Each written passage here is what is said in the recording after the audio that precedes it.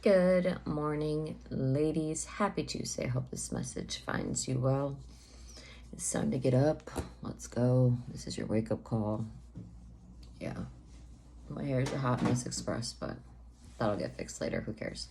Um, Hopefully you had a good Monday. Mine was super, super busy. So the summertime for me in the AC world, especially living in Florida, is super busy. So,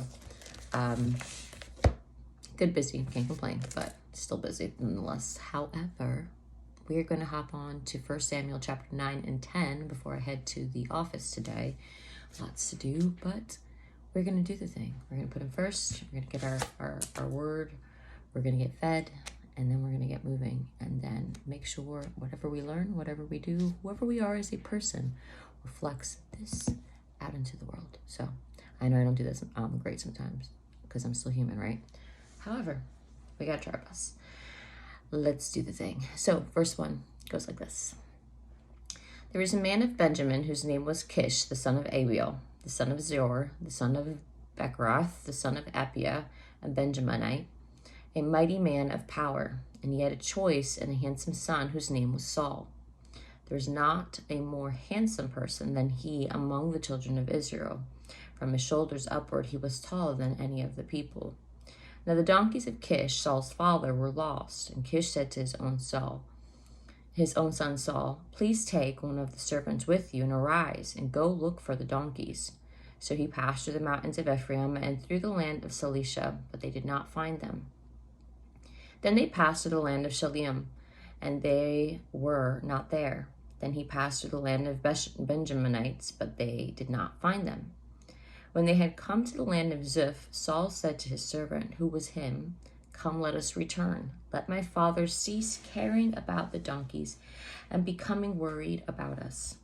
And he said to him, in verse 6, look now, there is in the city a man of God, and he is an honorable man. All that he has surely come to pass. So let us go there. Perhaps he can show us the way that we should go. When Saul said to his servant, but look, if we go, what shall we bring the man? For the bread in our vessels is all gone, and there is no present to bring to the man of God. What do we have?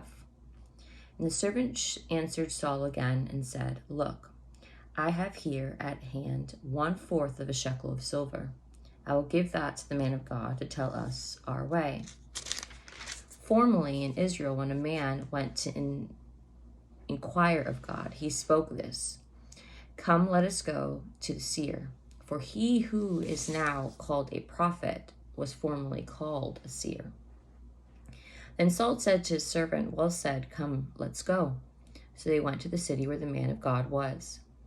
As they went up the hill to the city, they met some young woman going out to draw water, and said to them, is the seer here? And they answered them and said, yes, there he is, just ahead of you. Hurry now, for today he came to this city, because there is a sacrifice of the people today on the high place. As soon as you come into the city, you will surely find him before he goes up to the high place to eat. For the people will not eat until he comes, because he must bless the sacrifice. Afterward, those who are invited will eat.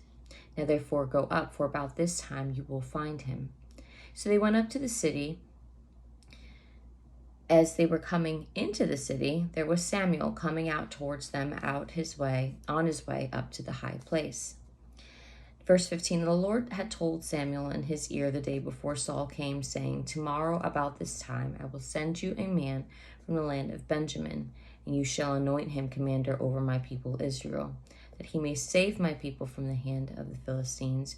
For I have looked upon my people, because their cry has come to me. So when Samuel saw Saul, the Lord said to him, there he is, the man of whom I spoke to you. This one shall reign over my people. Then Saul drew near to Samuel in the gate and said, please tell me, where is the seer's house? Samuel answered Saul and said, I am the seer. Go up before me to the high place, for you shall eat with me today, and tomorrow I will not let you go, and I will tell you all that is in your heart. But as far as your donkeys that were lost 3 days ago, do not be anxious about them, for they have been found. And on whom is all the desire of Israel? It is not on you and on all your father's house. And Saul answered and said, am I not a Benjamite, I think. Sorry. Again, sorry for mispronouncing the words. Of the smallest of the tribes of Israel, and my family the least of all the families of the tribe of Benjamin. Why then do you speak to me like this? Verse 22, now Samuel took Saul and his servant and brought them into the hall and had them sit in the place of honor among those who were invited. There were about 30 persons. And Samuel said to the cook, bring the portions which I gave you, of which I said to you, set it apart. So the cook took up the thigh with its upper part and set it before Saul. And Samuel said, here it is. What was kept back? It was set apart for you. Eat, for until this time it has been kept for you, since I invited the people. So Saul ate with Samuel that day. Verse 25, when they had come down from the high place into the city, Samuel spoke with Saul on the top of the house. They arose early, and it was about the dawning of the day that Samuel called to Saul on the top of the house, saying, get up, that I may send you on your way. And Saul arose, and both of them went outside, he and Samuel. Verse 27, as they were going down to the outskirts of the city, Samuel said to Saul, tell the servant to go on ahead of us. And he went on, but you stand here, that I may announce you to the word of God. 1 Samuel chapter 10, verse 1. Then Samuel took a flask of oil and poured it on his head and kissed him and said, it is not because of the Lord has anointed you commander over his inheritance. When you have departed from me today, you will find 2 men by Rachel's tomb in the territory of Benjamin at Zelzah, and they will say to you, donkeys which you went to look for have been found. And now your father has ceased caring about the donkeys and is worrying about you, saying, what shall I do about my son? Then you shall go on forward from there and come to the terebinth tree of Tabor.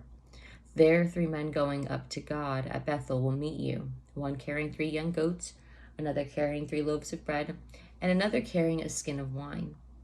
And they will greet you and give you 2 loaves of bread, which you shall receive from their hands. Verse 5, after that you shall come to the hill of God, where the Philistines' garrison is, and it will happen, when you have come there to the city, that you will meet a group of prophets coming down from the high place with a stringed instrument, a tambourine, a flute, and a harp before them, and they will be prophesying. Then the Spirit of the Lord will come upon you, and you will prophesy with them. And he turned into another man. And let it be when these signs come to you, that you do as the occasion demands, for God is with you. Verse 8, you shall come down before me to Gilgal, and surely I will come down to you to offer burnt offerings and make sacrifices of peace offerings.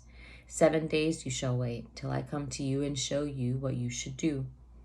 So it was, when he had turned his back to go from Samuel, that God gave him another heart, and all those signs came to pass that day. When they came there to the hill, there was a group of prophets to meet him. Then the Spirit of God came upon him, and he prophesied among them.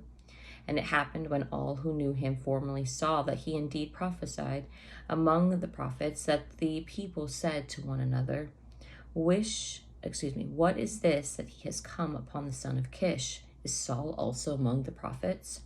But who is their father? Therefore it became a proverb, is Saul also among the prophets? And when he had finished prophesying, he went to the high place. Then Saul's uncle said to him and his servant, where did you go? So he said, to look for the donkeys. When we saw that they were nowhere to be found, we went to Samuel. And Saul's uncle said, tell me, please, what Samuel said to you. So Saul said to his uncle, he told us plainly that the donkeys had been found, but the matter of the kingdom, he did not tell him what Samuel had said. Verse 17, and Samuel called the people together to the Lord at Mizpah, and said to the children of Israel, thus says the Lord of God of Israel, I brought up Israel out of Egypt, and delivered you from the hand of the Egyptians, and from the hand of all kingdoms, and from those who oppressed you. But you have today rejected your God, who himself saved you from all of your adversities and your tribulations. And you have said to him, no, set a king over us. Now therefore present yourselves before the Lord by your tribes and by your clans. Verse 20, and when Samuel had caused all the tribes of Israel to come near, the tribe of Benjamin was chosen. When he had caused the tribe of Benjamin to come near by their families, the family of Matri was chosen. And Saul, the son of Kish, was chosen, but when they sought him, he could not be found. Therefore they inquired of the Lord further, has the man come here yet? And the Lord answered, there he is, hidden among the equipment. So they ran and brought him from there, and when he stood among the people, he was taller than any of the people from the shoulders upward. And when Samuel said to all the people, do you see him whom the Lord has chosen, that there is no one like him among all the people? So all the people shouted and said, long live the king. Verse 25, then Samuel explained to the people the behavior of royalty and wrote it in a book and laid it before the Lord. And Samuel sent all the people away, every man to his house. Verse 26, and Saul also went home to Gibeah, and valiant men went with him, whose hearts God had touched. But some rebels said, how can this man save us? So they despised him and brought him no presents, but he held his peace. That is all for today's Bible study, ladies. I hope you were following, because 1 Samuel seems to be special at this point right now, special in the terms of figuring out kings and this and that and setting the tone. So yeah, a lot to process. However, let's have an awesome day. If you need to do prayers, send me a prayer. I love praying for y'all. And yes, let's keep ourselves going. Let's have an awesome day and get up. If you haven't gotten up, it is time. Talk to y'all soon. Bye.